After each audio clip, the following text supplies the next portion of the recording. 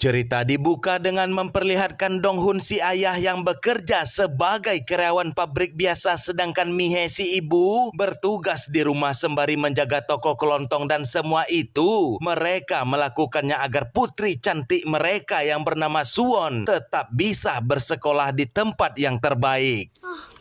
나 진짜 안만 봐도 모르겠다. 시컷 내한테 안 주단 말이다. 네 엄마 말 잘 들어야지. Keesokan harinya sebelum berangkat ke sekolah, Suwon selalu menonton kartun kokomong favoritnya disertai dengan perasaan kesal terhadap sang ayah nan tak bisa mengikatkan rambutnya, sedangkan sang ibu hanya sibuk mengurus toko sehingga Suwon memutuskan untuk berangkat ke sekolah sendiri dan tak ingin ditemani oleh kedua orang tuanya.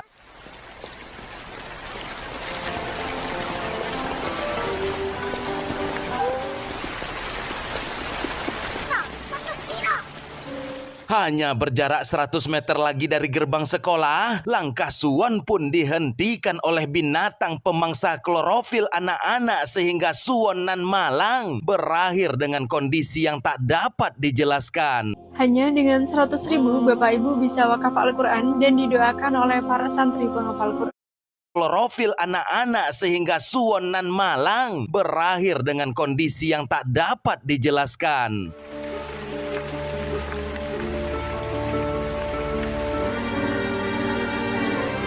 Beberapa saat kemudian Donghun pun dihubungi oleh pihak kepolisian tentang keadaan putrinya nan tengah sekarat, dan di sisi yang berbeda, polwan yang pertama kali menemukan Suwon pun mengatakan kepada komandan bahwa Suwon sendirilah yang menghubungi nomor darurat, dan di saat yang sama sang ibu pun datang dengan langkah kaki yang tertatih dan wajah pucat pasi. Lalu meledaklah tangisan itu tatkala melihat sang anak nan dibesarkan dengan susah payah harus tergeletak bersimbah cairan merah.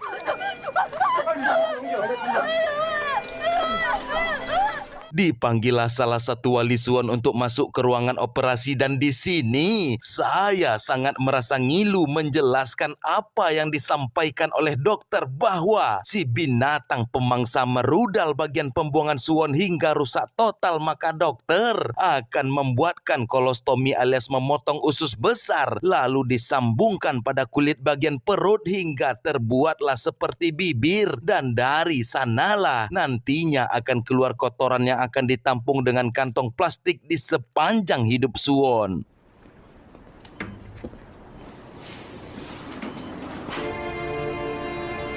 Setelah dilakukannya operasi, Donghun tak kuasa menahan tangis melihat penderitaan putrinya, dan Suwon yang telah tersadar pun langsung menyebutkan detail ciri-ciri pelaku karena ia takut tak akan hidup lama, dan setelah itu ia meminta izin untuk buang air besar yang tanpa disadarinya bahwa kini ia telah memakai kolostomi sehingga membuat Donghun kembali tak dapat membendung tangisannya.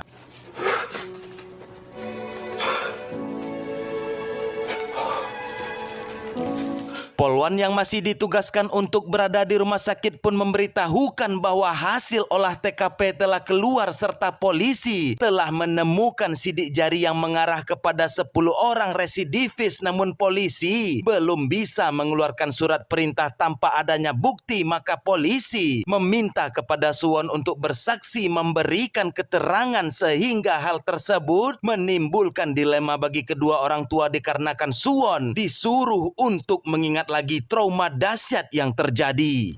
우리 아가와 저런 일을 당했는데 저런 줄 진술받을 때 우리 선생님께서 부탁하셨습니다. Keesokan harinya seorang wanita ahli dalam psikologis anak pun datang, dan ia merupakan rekomendasi dari polisi untuk memulihkan trauma yang dialami Suwon sekaligus membuat rekaman video kesaksian Suwon untuk menangkap pelaku. Namun Suwon awalnya ia tak ingin memberikan respon, namun ketika boneka kokomong favoritnya dimainkan, Suwon pun mulai bereaksi, lalu ia pun menunjuk satu foto dari daftar yang diberikan. Cukup dengan 25.000 Anda sudah bantu penuhi kebutuhan makan layak dan lezat. Suwon pun mulai bereaksi, lalu ia pun menunjuk satu foto dari daftar yang diberikan.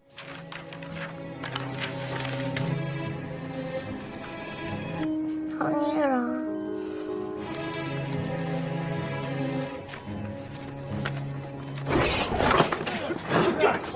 Mengetahui pelaku telah berhasil ditangkap pun membuat Dong Hun segera ke kantor polisi yang sudah dipenuhi oleh wartawan, namun Dong Hun tak diizinkan untuk masuk karena terhalang prosedur yang dilakukan. Sementara itu, di televisi telah tersebar luas berita tentang seorang anak berusia 8 tahun telah dihinakan yang membuat Rina selaku tetangga sekaligus sahabat Mihe menangis histeris, sedangkan suaminya yakni Riko yang juga merupakan atasan kerja serta sahabat Dong Hun memberitahukan kepada Dong Hun agar secepatnya Dong Hun menyembunyikan Suwon dari incaran para wartawan supaya Suwon terhindar dari konsumsi publik yang akan merusak masa depannya. Dan percakapan orang dewasa itu pun juga didengar oleh Ricky dan merupakan teman sekelas dari Suwon. 와서 겁이 많이 모이네.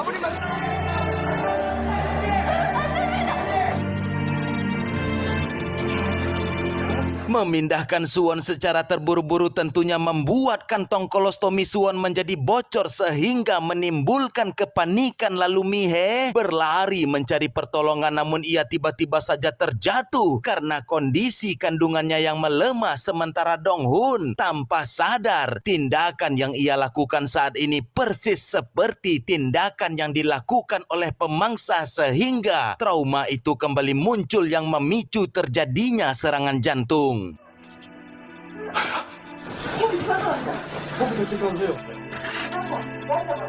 Disinilah titik terendah bagi Dong Hun tatkala darah dagingnya sendiri tak sudi melihatnya karena beranggapan seluruh pria merupakan pemangsa. Maka Dong Hun keluar dari ruangan anaknya dengan derayan air mata.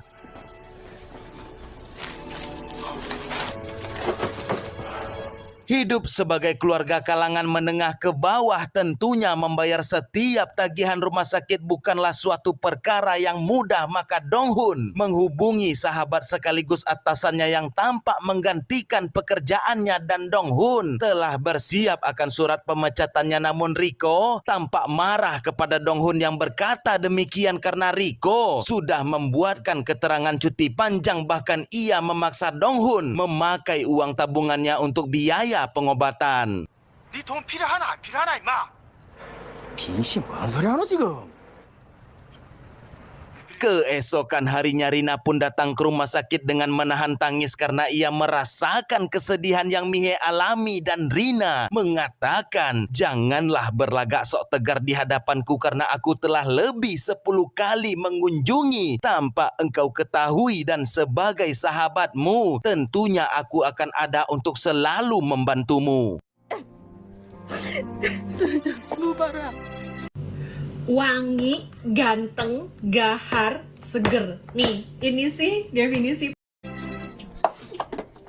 Di sisi yang berbeda, tampak Riko mendatangi ruang sidang serta berniat untuk menemani Dong Hun sahabatnya, sementara pelaku menyangkal semua tuduhan yang ditujukan kepada dirinya. Meski jaksa penuntut telah menyertakan bukti noda darah Suwon terdapat pada pakaian pelaku, namun ia tetap beralasan jikalau bajunya itu awalnya telah hilang namun tiba-tiba saja telah berada di rumahnya saat terjadi penangkapan, dan bisa saja ia telah dikambing hitamkan dan akan masih kurangnya bukti. Maka sang hakim memutuskan untuk menunda persidangan, sehingga hal tersebut membuat Riko sangat marah besar.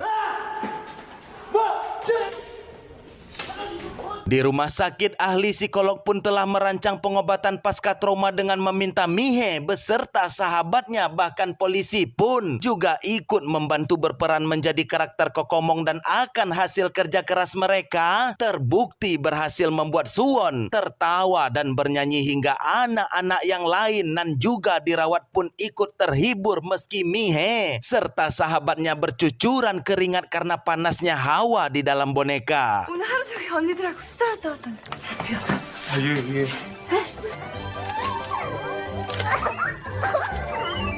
Tentunya Dong Hun pun dikenakan tagihan sewa kostum Kokomong dan tampak ia tak lagi mempunyai uang sehingga ia pun terpaksa membayar dengan kartu kredit cicilan sehingga membuat si pemilik memberikan kostum secara cuma-cuma berdasarkan rasa kasihan. Sementara Mihe dan ahli psikolog ia menceritakan bahwa dahulunya ia pernah berada di posisi Mihe namun anaknya tak tahan menghadapi trauma maka anaknya melakukan bundir sehingga ahli psikolog juga berniat menyusul anaknya dengan menabrakkan mobil namun ia masih selamat akan tetapi ia kehilangan kedua kakinya dan sejak saat itulah ia menjadi seorang psikolog trauma agar tak ada lagi orang lain yang bernasib sama seperti dirinya.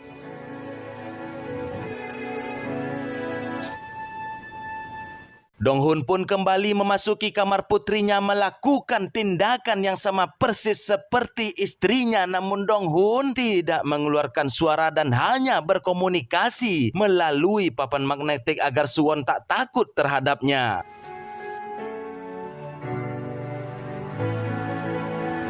Dengan kasih sayang nan tulus dari hati yang dilakukan oleh sang ahli di setiap harinya, membuat Suwon mulai merasa ada teman bercerita bahwa ia tak suka berada di rumah sakit karena kedua orang tuanya tak bisa bekerja, menghabiskan uang yang banyak, dan ia ingin masuk kembali bersekolah namun ia juga merasa malu atas nasib yang menimpa dirinya serta takut kantong kotoran kolostominya bocor dan berserakan di mana-mana.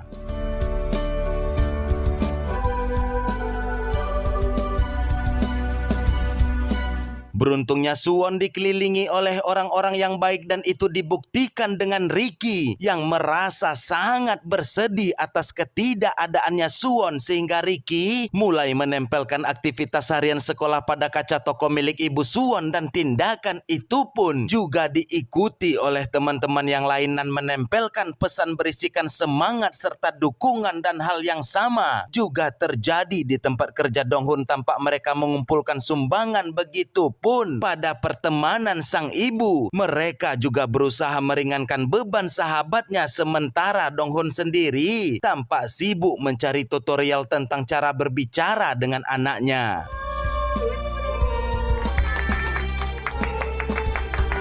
Singkat cerita, Suwon pun kini telah diizinkan untuk pulang setelah 3 bulan lamanya. Suwon tetap enggan melihat wajah sang ayah hingga menggunakan kain penutup sebagai pembatas karena Suwon masih trauma dengan pria dewasa dan ketika mobil mereka melewati jalan tempat di mana dulu Suwon diculik, membuat Suwon merasakan sesak nafas bahkan muntah di tengah jalan.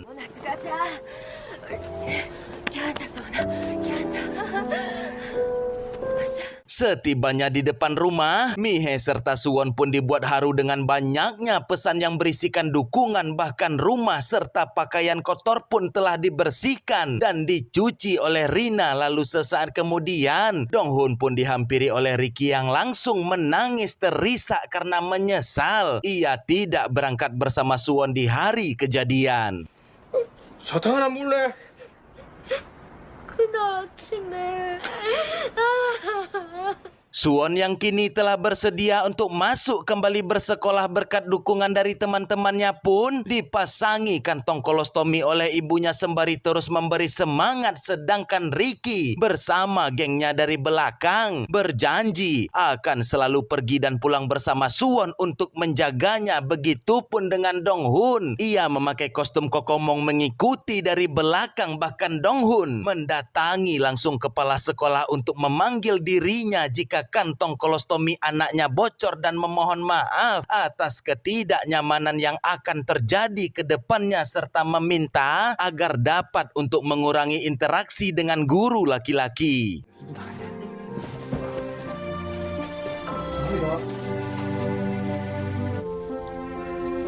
Di setiap jam istirahat makan siang, Dong Hun memilih untuk tidak makan dan lebih mengutamakan datang ke sekolah anaknya, memakai kostum Kokomong lalu menghibur dari kejauhan dan dilanjutkan dengan menemani Suwon pulang secara sembunyi-sembunyi. Dan pada hingga akhirnya Suwon menghampiri Kokomong lalu memanggil dengan sebutan ayah sehingga membuat Dong Hun nan bercucuran keringat itu pun kini juga disertai dengan cucuran air mata. Terlebih lagi. Suwon menggenggam tangan Donghun, membawanya masuk ke dalam toko lalu menyeka keringat serta air mata Donghun.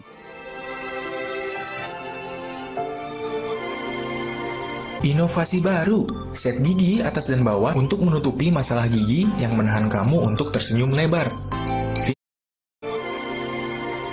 Beberapa hari kemudian tibalah surat pemanggilan Suwon untuk bersaksi di pengadilan, maka inspektur menjelaskan bahwa tak ada cara lain selain membawa Suwon karena si pelaku melayangkan petisi bahwa ia merupakan pecandu homar kelas berat sehingga ia tak mengingat segala hal yang dituduhkan kepadanya. Dan ketika Donghun mendatangi langsung si pelaku pada lapas tahanan sementara, betapa tak berotaknya pelaku yang meminta sejumlah uang yang cukup besar kepada Donghun untuk mencabut petisinya. Bahkan ia mengolok Donghun dengan mengatakan bahwa dirinya sangat menikmati kejadian tempo hari yang tentunya membuat Donghun sangat marah besar.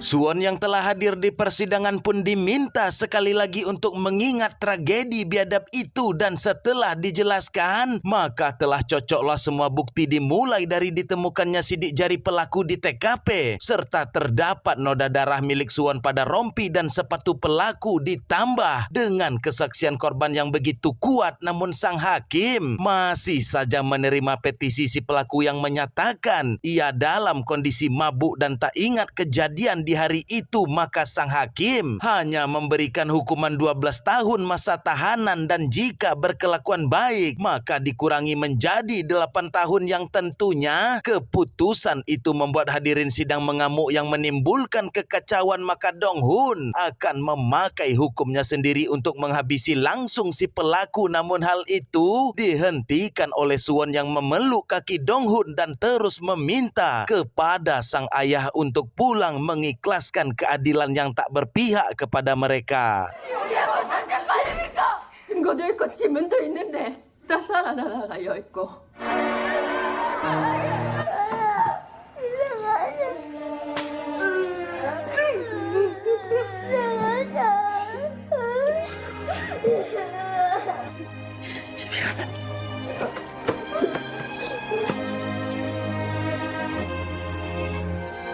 Di akhir film diperlihatkan Mihae telah melahirkan anak laki-laki yang menjadikan Suwon sebagai kakak, dan Suwon sangat menyayangi adiknya sehingga berangsur-angsur pulihlah ingatan trauma itu di dalam pikiran Suwon, dan film kisah nyata ini pun selesai. Kamu pikir kucing tidur seharian?